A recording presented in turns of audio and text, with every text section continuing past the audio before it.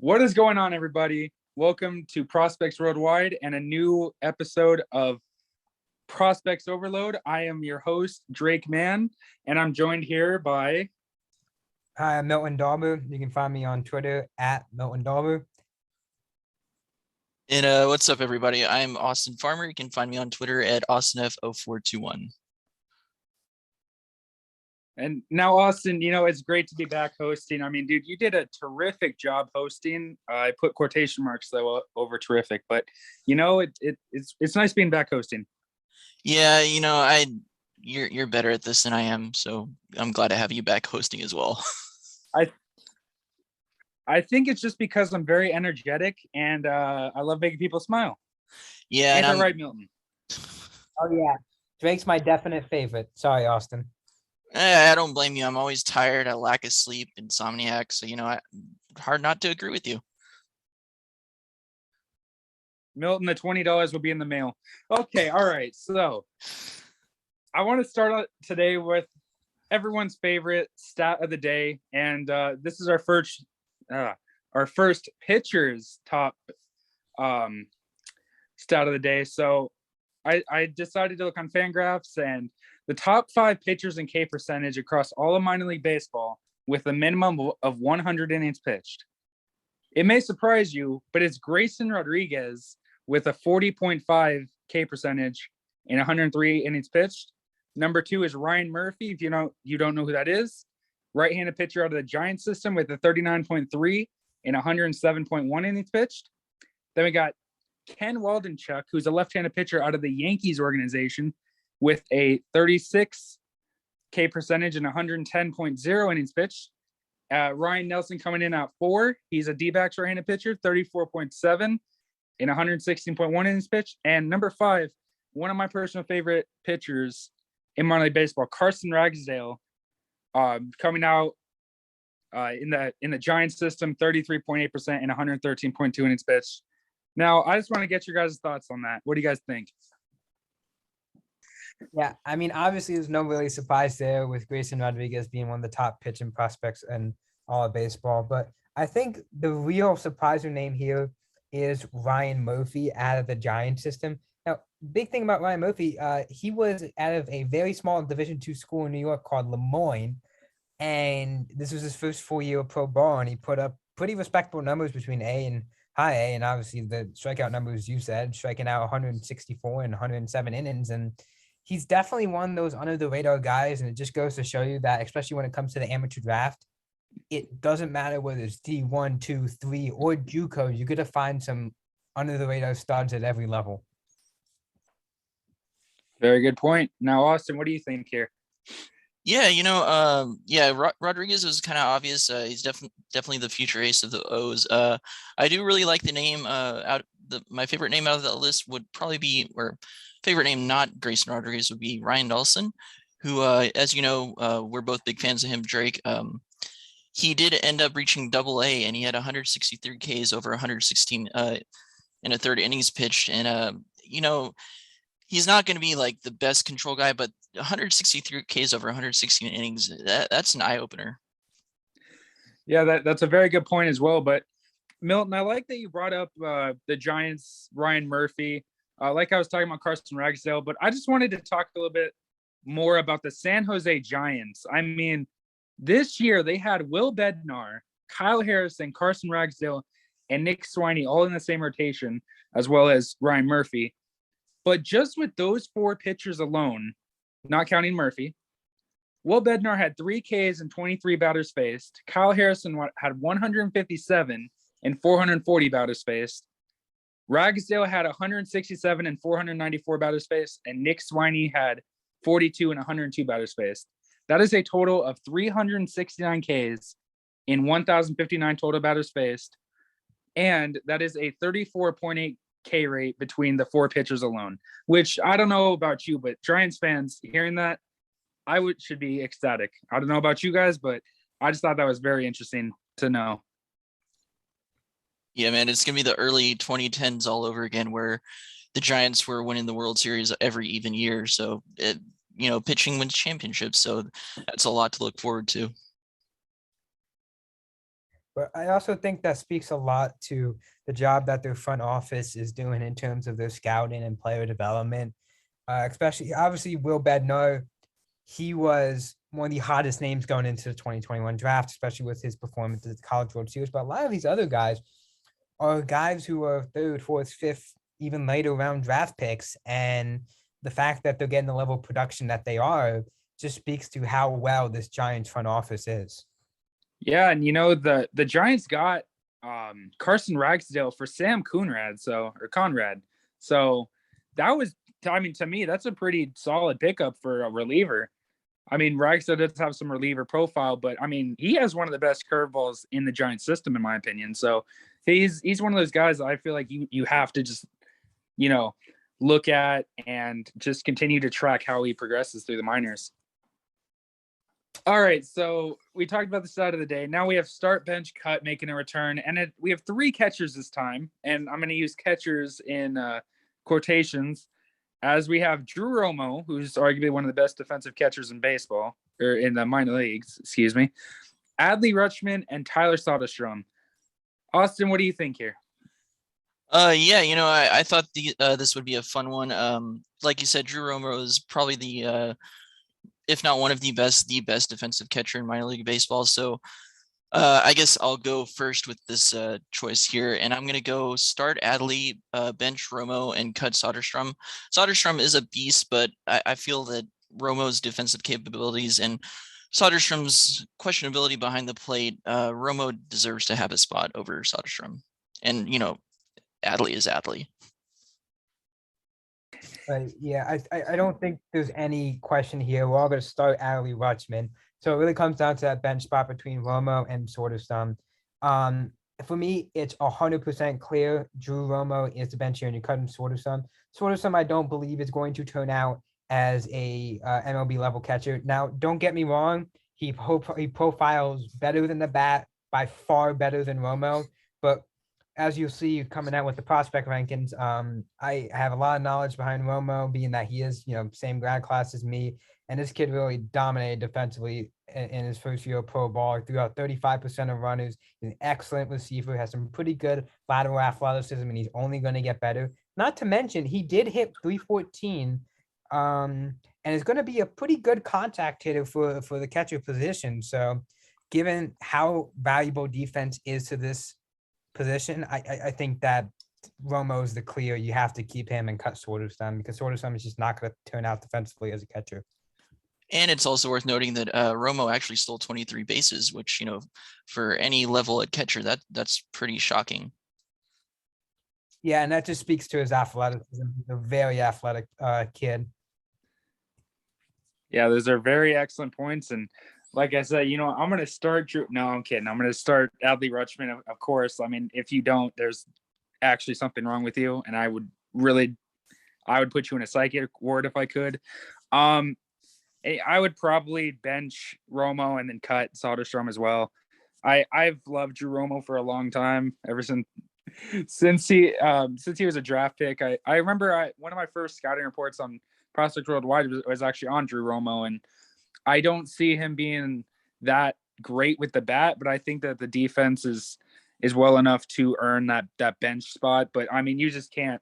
It's Adley Rutschman and then also a Soderstrom. The bat is there, but I think that he's more destined for a first base, third base type of deal with Soderstrom. Hey, look at that. We all agreed on something. Well, Austin, I'm glad that you said that, because here we go. Here comes the fireworks of overrated, underrated. And Austin, I'm looking at yours, and Yankees fans, again, please do not unsubscribe. Well, I mean, you should subscribe to us because we're amazing and we're just an amazing podcast and we love your input. But yeah, and don't unfollow either, unless you want to, but don't. So Austin, go ahead and say you're overrated, underrated. Yeah, so my overrated, underrated, for overrated is actually not taking a shot at you, Milton, but I know he was your 5th favorite prospect. I'm going to go with Anthony Volpe for my overrated. I've watched a handful of archive games on MiLB. I do think that his development has come a long way, since the draft, but honestly, I see his bat as a 50, and he'll have some swing and miss, not like a large amount, but yeah, he's getting a lot of hype. Like Baseball America and a couple others already have him like top 10. And I do think that Volpe will be a solid player with the Yankees. I do see him more of as a second baseman. And I do honestly, I could give Volpe in New York power over hit.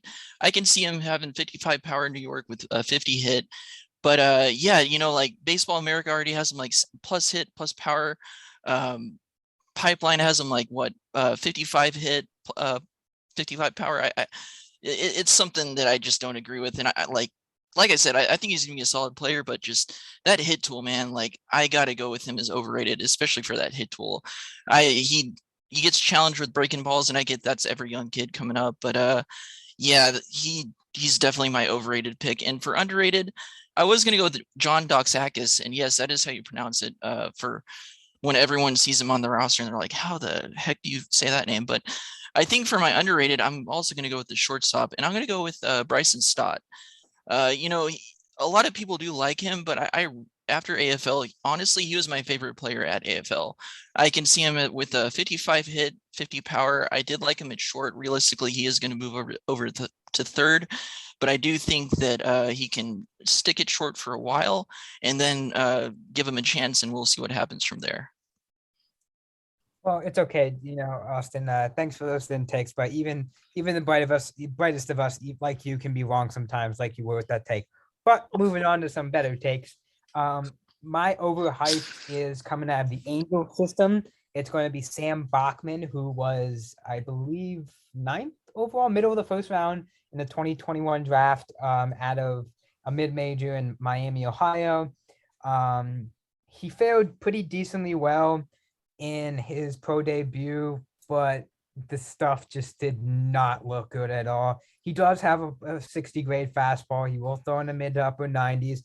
He kind of loses control up in the zone, but really my problem with him is the lack of real tight break on his breaking ball. It's more cutterish than it is a slider, and he doesn't really hit the corners a lot. He's missing in the middle, he's missing way out, and his feel for his changeup is developing, but it's never going to be more anything than a 50 pitch. So I also think there's a huge reliever risk.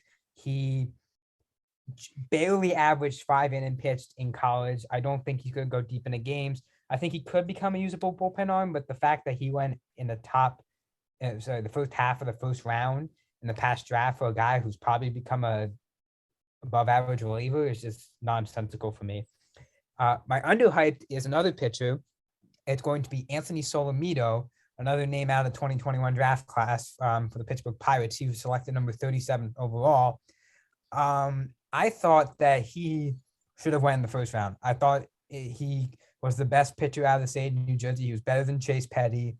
He has many of you guys may not know about Solomido, but he has a really funky and unique windup that's very reminiscent of Dontre Willis, and it just throws off hitters' timing so much.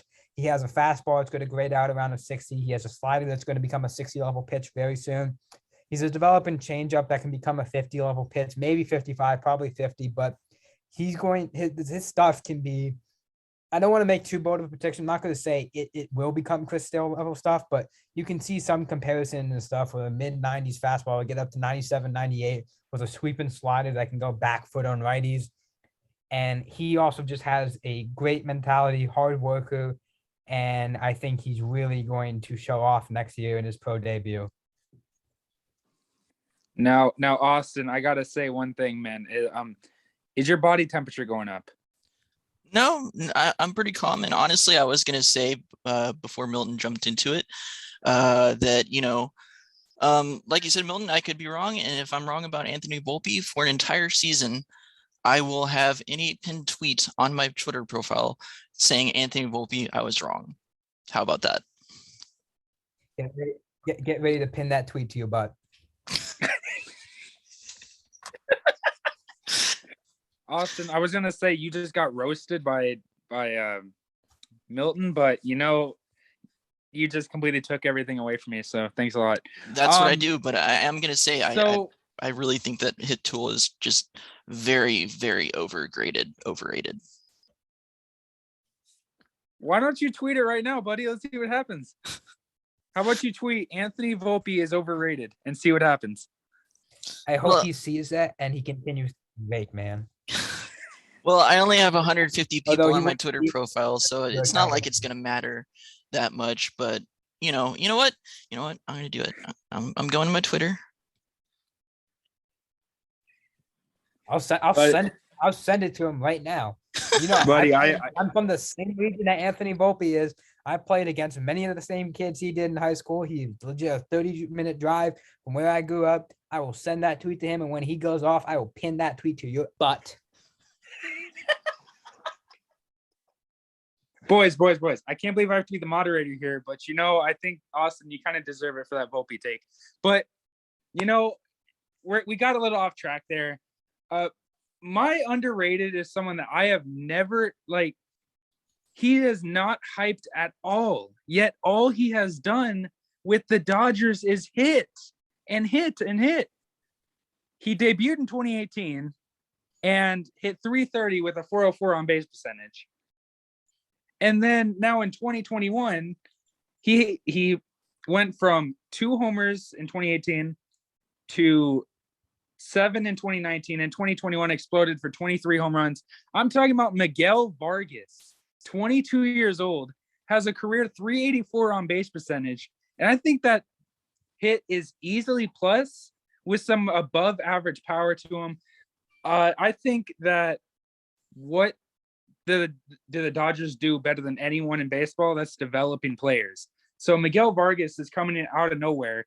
Everyone keeps saying that Bobby Miller is the number 1 prospect. I completely disagree. I think Miguel Vargas is in that Dodgers system, which could be a little bit depleted, but I think Miguel Vargas is an absolute stud. And for my overrated, this is going to turn some heads, but I got to go with Xavier Edwards.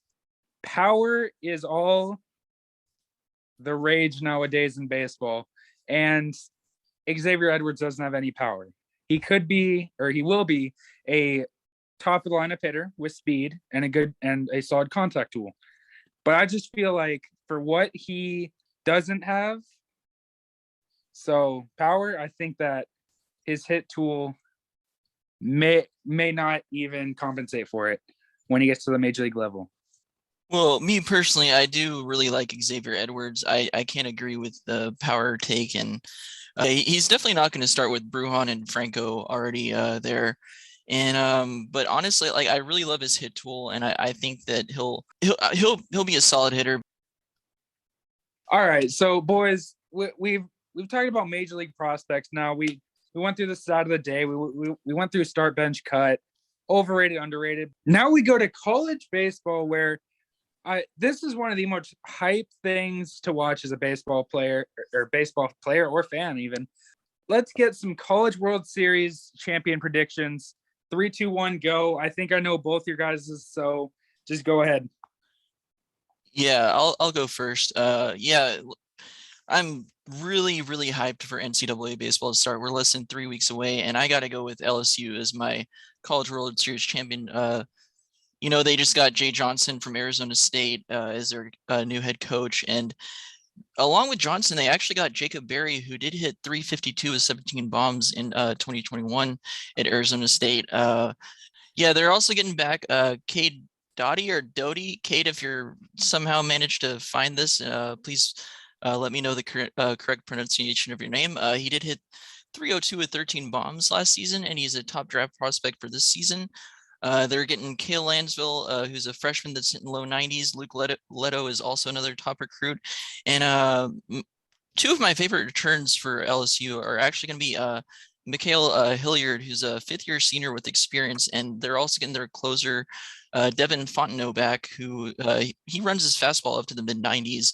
And fun fact, Drew Romo is his catcher his senior year for his final season at the Woodland. So, Milton, I believe we had the same prediction for College World Series championship. You want to give your take?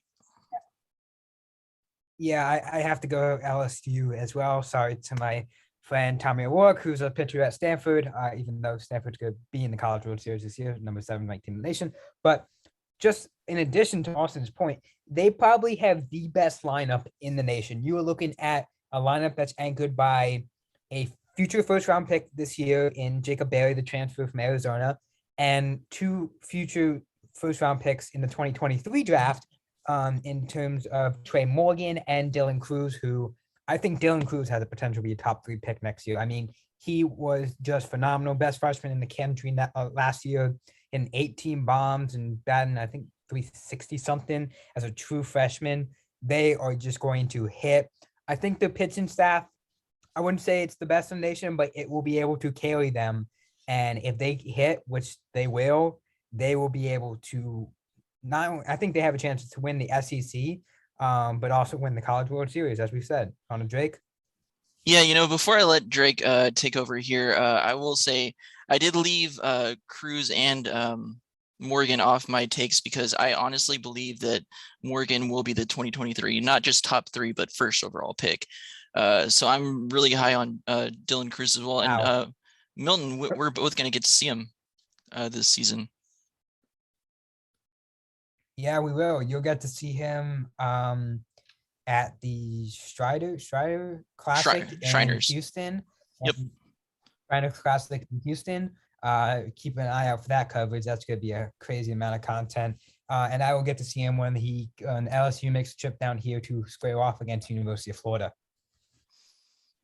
No, boys, don't get me wrong. I love Dylan Cruz, and LSU looks like a favorite. I got to go with one of the top baseball programs in all of the United States. I got to go with Vanderbilt. I mean, you're going to have Christian Little coming back there after a year under his belt. You still have Dominic Keegan and Carter Young anchoring that lineup.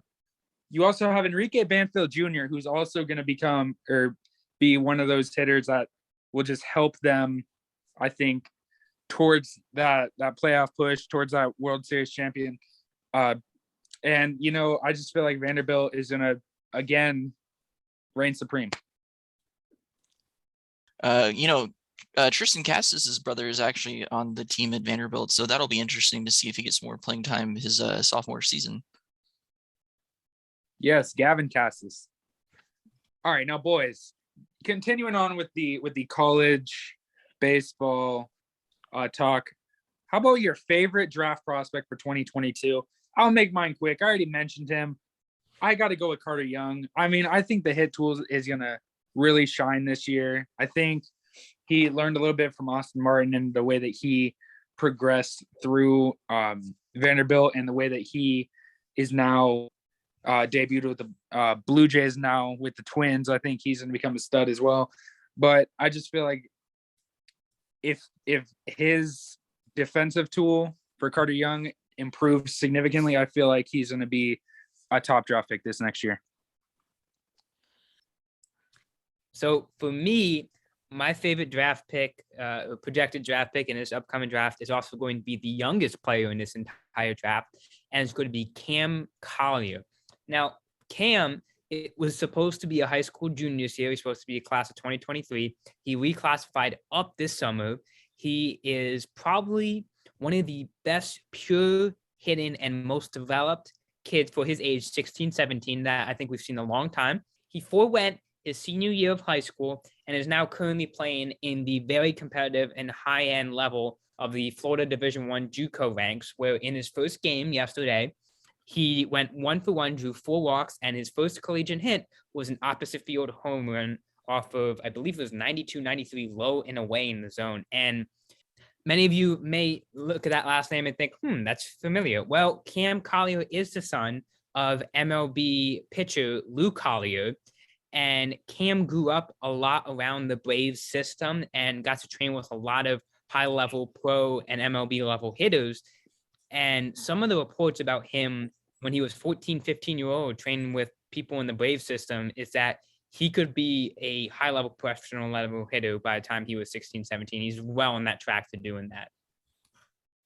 Yeah, and you're going to get to see Collier a few times and get some footage for us. So that'll be exciting to see how he does when you go see him. And hopefully we can get some really good ABs of him. But for my favorite draft pick, I'm going to go with a high schooler and Dylan Lesko. He was actually a two-way player for a while, who's now focusing more on pitching, and he can run his fastball up into the upper 90s. I saw at Perfect Game, he's hit 97, and this spring he could add more velo to it. So maybe 98, 99, we'll have to see about that. And he just has an electric arm, and he's got a really solid build. I think that he could go probably like mid first round, I would imagine. Now high school, pitchers always come with a lot of risk, but I think there's so much upside with Lesko that it's going to be hard not to dream on him. All right, boys. So those are all great draft prospects. And, just on the topic of the draft, we all love the international signing period. Am I right? I mean, I think it's one of the best times to be a baseball fan. Just watching your team sign all these young kids that could turn out to be stud players in the future. But what would you guys say if I said MLB is going to have an international draft instead of an international signing period? That's maybe not happening right now, but it might. But what would you guys say to that? I would say it's just not feasible whatsoever. Well, I think it would be great, and we are starting to see more players from Asia, Australia, obviously guys like Curtis Mead, Shohei Ohtani from Japan, and obviously a lot of talent from Latin America and the Caribbean. It's just not going to happen because there's so many variables when it comes to the geopolitics of other nations. So, for example, guys like Ronald Acuna out of Venezuela. If we tried to include Venezuela in an international draft, the geopolitics of a nation that's really struggling right now, it would just not, it would not work whatsoever. While it would be nice, it's just a pipe dream that's just not going to happen, unfortunately. Yeah, and I know that there has been a lot of talk recently, especially with the international signings happening 2-3 weeks ago now. I know that MLB Network was all over the coverage, like, there might be a possibility of an MLB international free agent draft. And it's a nice idea, I think, but like Milton said, it could affect the financial aspect of it. And also, I feel it would be a very, very complicated structure to set up. Like, how would they set it up with, the way that they set up the draft and with the draft slots, the worst team gets the first overall pick. But also, how would they, initiate the signing bonus slot? There's just a lot to think about. And I'm not sure if it's going to happen or not. Like I said, I do think that it's a nice idea, but just right now, I don't see anything like that happening. Yeah, and to Austin's point, another reason why it just the complicating factors is that the high school aspect of it. Like, we know that in the United States, all these kids who are going to go into the draft as high school level prospects are going to be graduating at 18. For some of these nations, like the Dominican Republic, a lot of these kids who are signing at 15, 16 years old, they aren't in your traditional school program. And like I said, just so much have to do with the geopolitics of other nations. It's just not going to work, unfortunately. Yeah, I gotta agree. But I think it's more or less that the teams will be taking on a lot more risk with their signings. So, here's just an example. Spencer Torkelson, we all know how great Spencer Torkelson is. He signed for $8.4 million signing bonus. If you were to give that to a 15, 16-year-old kid, I feel like that would be just way too much of a risk for a team to take on, especially if the kid doesn't pan out. Yeah, maybe someone should tell the Yankees that when they signed Jason Dominguez to a $5.1 million international free agent sign, and he's not living up to his hype. So I feel you there. And the Athletics with Robert Poston, signed for $5 million at 17 years old. So, yeah, there's a lot to think about it. And yeah, it would be a nice idea. Just it's going to happen later than sooner if it does happen. Wow. So we went after the Yankees today. We had Austin with his Anthony Volpe overrated take, and we just got a Milton with his take on Jason Dominguez. Yankees, we're gonna be making a few Yankees fans mad with this one. And I have to say, but anyway, comment down below. I have to say one thing though. I did grow up a Yankees fan. They are my second favorite team now. I'm Rangers all the way now, which, is kind of sad because they've been terrible. But just, don't hate me too much because I do have affection for the Yankees, but it's just how I see things. And like Milton said earlier, I might be wrong. And I will pin tweet that if I am. Oh, now he says he's a Yankees fan. All right. Hey, Okay. I've been I a see. Yankees fan After since. he knows he's about to get roasted. Hey, I see what I see, and I can always be wrong, but I love the Yankees. Just look at my room. Okay. All right, boys. I think that's enough talk for right now. We went over a lot today. We don't want to overload too many brains, or maybe we do. I mean, that's prospects overload for you. As always, I'm Drake Man. You can follow me on Twitter at DrakeMan4. And go ahead and say a closing statement, you two, and anything that you guys would like to plug. Yeah, thanks again, everyone, just for listening in. Obviously, we talk a lot of baseball, but I think all eyes right now are on the lockout situation, and we all hope that all the talk about prospects means that we get to see them this coming season. So fingers crossed that the MLB and MLBPA work that out. Yeah, I do. I really hope that the lockout ends soon. But the good news is, college baseball is only a few weeks away, so we'll have a lot of coverage on that in the upcoming weeks. And hopefully, if y'all aren't following Prospects Worldwide on Twitter, please do so at Prospects World W, and please like and subscribe. And we're looking forward to bringing more content for you. Yeah, and we also have our list coming out. I know we keep talking about them. They are coming out. All three of us have been working hard on getting these out. Risers and Shiners. They should attract even the average fan. But I think that's it for us today, guys. So this has been Prospects Worldwide. Peace. Peace, everybody.